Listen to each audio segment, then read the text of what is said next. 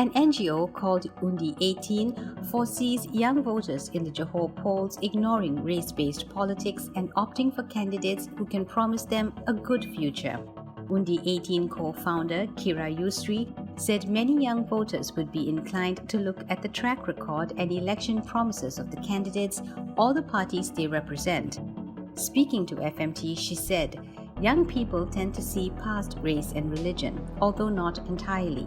They lean towards policy-based politicians. I think they will look at things like manifestos and election promises." The Johor election will be the first in which voters aged 18 to 20 will cast their ballots. This is in accordance with the 2019 constitutional amendment that lowered the voting age from 21.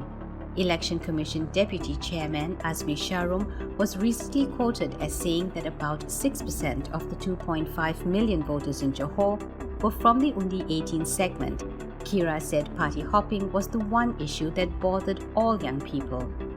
Whichever party or coalition comes up with a firm stance on this issue, as well as a promise to tackle it, will be able to capture the youth vote, she said. Political scientist Azmil Tayyib said young voters were not as predictable as the older ones.